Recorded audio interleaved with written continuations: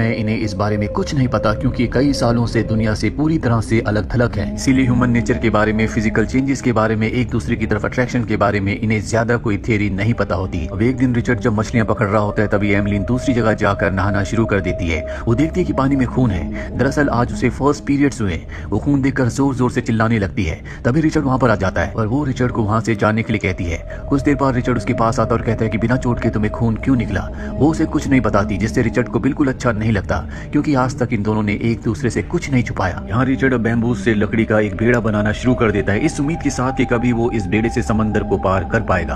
अब इसी तरह से कुछ और वक्त बीत जाता है। ये दोनों एक दूसरे की बॉडी को देखते रहते हैं, लेकिन क्यों इन्हें इस बारे में कुछ नहीं पता। अब एक दिन एमलिन को ड्रम बजने की आवाज आती है और जब वो आइलैंड के ऊपर जाकर देखती है तो वो सामने वाले आइलैंड से आ रही होती है जहाँ पर पैडी की मृत्यु हुई थी। अब वो वहाँ से आगे बढ़ती है तभी उसे एक मूर्ति दिखती है जिससे खून नीचे आ रहा होता है, यानी कि ऊपर जो आदिवासी रहते हैं वो यहाँ पर कोई ना कोई पूजा या कोई धार्मिक कर्म कांड कर रहे हैं। ये देखकर एमलिन डर जाती है और रिचर्ड के पास आती है। वो बताती है कि वहाँ मैंने खून देखा। रिचर्ड कहता है कि पैडी ने हमसे वादा लिया था कि हम जंगल के उस हिस्से में कभी नहीं जाएंगे, हमें वहाँ पर नहीं जाना चाहिए।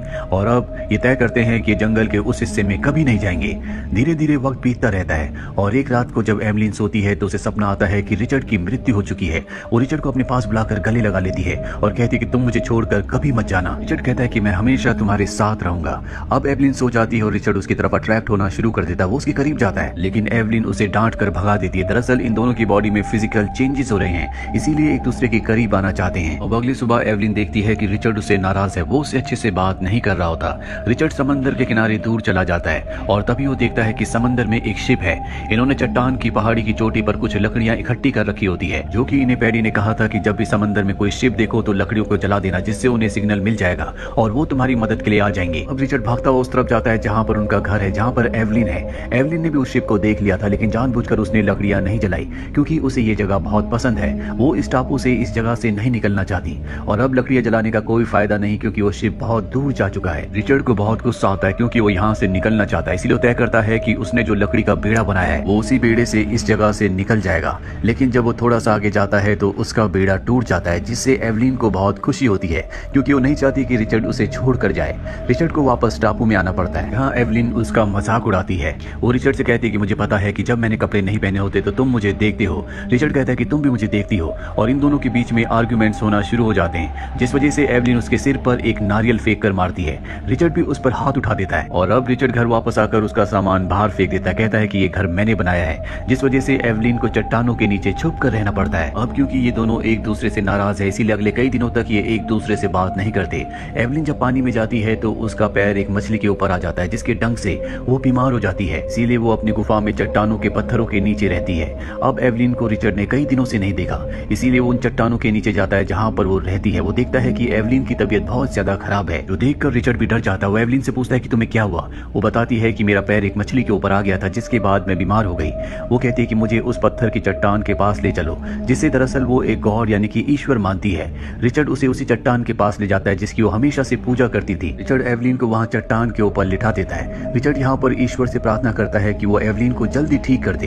एवलिन कुछ देर यहाँ धूप में रेस्ट करती है, जिसके बाद वो ठीक हो जाती है और अब इन दोनों के दिल में एक दूसरे के लिए जो गिले शिकवे थे, एक दूसरे के लिए नाराजगी थी, वो पूरी तरह से खत्म हो चुकी है। ये दोनों अब एक बार फिर से एक दूसरे के साथ हैं। इन दोनों को एहसास हो चुका है कि ये एक दूसरे के बिना नहीं रह सकते और एक दिन जब ये दोनों के दोनों पत्थर के ऊपर बैठकर फल खा रहे होते हैं तो बातों ही बातों में एक दूसरे के बहुत करीब आ जाते हैं और इंटीमेट हो जाते हैं, जिसके बाद इन दोनों को बहुत अच्छा लगता है। अब दिन में कई बार एक दूसरे के करीब आते हैं। एक दिन एवलिन की तबीयत बहुत ज्यादा खराब हो जाती है। वो बताती है कि उसके पेट में कुछ है। इन दोनों को नहीं पता कि इनके साथ क्या हो रहा है। वो रिचर्ड से कहती है कि मेरे पेट पर हाथ लगाओ और जब रिचर्ड एवलिन के पेट पर हाथ लगाता है तो वहाँ पर कुछ हलचल होती है, जो देखकर वो घबरा जाता है।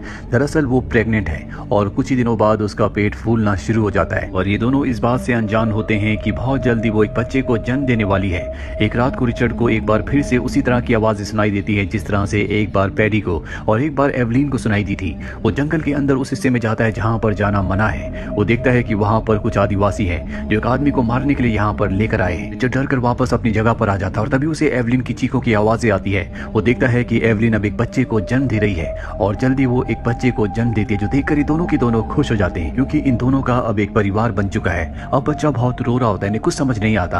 रिचर्ड उसे नारियल पानी पिलाने की कोशिश करता है लेकिन वो नारियल पानी नहीं पीता। ये उसके मुंह में उंगली डालते हैं जो वो चूसना शुरू कर देता है। इन दोनों को समझ नहीं आ रहा होता कि ये बच्चा क्या खाएगा, और तभी एवलिन उसे अपने गले से लगा लेती है, जिसके बाद वो दूध पीना शुरू कर देता है। इन्हें समझ में आ जाता है कि ये बच्चे का खाना है। यहाँ पर ये इस बच्चे का नाम पैडी की याद में पैडी रखते हैं, क्योंकि ये एक लड़का होता है। अब ये दोनों अपने बच्चे के साथ, पैडी के साथ बहुत खुश हैं। हालांकि इन्हें जिंदगी के बारे में कुछ नहीं पता था, लेकिन जिंदगी ने इन्हें अपना रास्ता खुद ही दिखा दिया। इसी तरह से कुछ महीने बीत जाते हैं और एक दिन समंदर में हमें दिखाया जाता है कि एक नाव के ऊपर कुछ लोग दूरबीन से इसी आइलैंड की तरफ देख रहे होते हैं, और इसमें जो आदमी होता है वो रिचर्ड के पिता होते हैं, जो उसे ढूंढने के लिए यहाँ पर आए होते हैं। लेकिन रिचर्ड अब बहुत बड़ा हो चुका है। हालांकि वो दूरबीन से रिचर्ड को और एवलिन को देख लेते हैं, लेकिन वो इन दोनों को नहीं पहचान पाते और टापू पर नहीं आते। ये दोनों भी नाव को देख लेते हैं, पर ये इस जगह से वापस नहीं जाना चाहते, इसीलिए कोई भी इशारा नहीं करते। अगली सुबह तीनों की तीनों नाव से यहाँ से पास ही के उस आइलैंड पर जाते हैं जहाँ पर सबसे पहले ये आए थे। दरअसल उस आइलैंड के बाद ये यहाँ पर आ गए थे, और जब ये उस आइलैंड पर पहुंचते हैं तो इनके बचपन की कुछ चीजें होती है। साथ ही यहाँ पर एवलिन और रिचर्ड का जो बेटा होता है वो उन बेरीज को तोड़कर अपने पास रख लेता है, जो कभी बचपन में एवलिन ने खाई थी और पैडी ने उसे खाने से मना किया था। इसके बाद एवलिन अपने बेटे के साथ बोट पर बैठ जाती है, जबकि रिचर्ड अब भी जंगल में यानी कि टापू के अंदर होता है। एवलिन ख्यालों में खोई होती है और तभी नाव अपने आप ही किनारे से समंदर के बीच में जाने लगती है। एवलिन को पता नहीं चलता, उसका बेटा एक पतवार गिरा देता है। वो पतवार को वापस खींचने की कोशिश करती है, लेकिन वो उससे दूर होती है। वो रिचर्ड को आवाज लगाती है। रिचर्ड अब समंदर में कूद कर तैरता हुआ नाव की तरफ, बोट की तरफ बढ़ना शुरू कर देता है, और जब वो बोट तक पहुंचने वाला होता है, एवलिन देखती है कि पीछे से शार्क आ रही है। वो रिचर्ड को बचाने के लिए दूसरे पतवार को शार्क के ऊपर फेंक कर मारती है। इनके पास अब एक भी पतवार नहीं है। हालांकि रिचर्ड अब बोट के ऊपर आ चुका है, लेकिन अब ये बिना पतवार के बोट को कंट्रोल नहीं कर सकते। ये अपने हाथ पानी में जोर जोर से चलाकर बोट को किनारे तक ले जाने की कोशिश करते हैं, लेकिन इसका कोई फायदा नहीं होता, और अब धीरे धीरे रात हो जाती है। इनकी बोट अब समंदर के बीच में पहुंच चुकी है। इनके पास न खाने के लिए खाना है, न पीने के लिए पानी। ये सारी उम्मीदें खो चुके हैं। 2 दिनों तक ये इसी तरह से उस बोट पर रहते हैं। अब सुबह दिखाया जाता है कि रिचर्ड और एवलिन पूरी तरह से थके हुए वो सो रहे होते हैं, और इनका बेटा पैडी, जो कि बेरीज के पास होता है, जिन बेरीज के बारे में इन्हें कुछ नहीं पता, वो कुछ बेरीज खा लेता है। और तभी एवलिन की आंख खुल जाती है, देख लेती है कि उसके बेटे ने कुछ बेरीज खाई है। वो उसके पास जाकर उसे बेरीज मुंह से निकालने के लिए कहती है, पर तब तक वो बेरीज खा चुका होता है। अब रिचर्ड भी उठ चुका है। ये दोनों जानते हैं कि ये जहरीली बेरीज हैं, जिसे इंसानों को नहीं खाना चाहिए।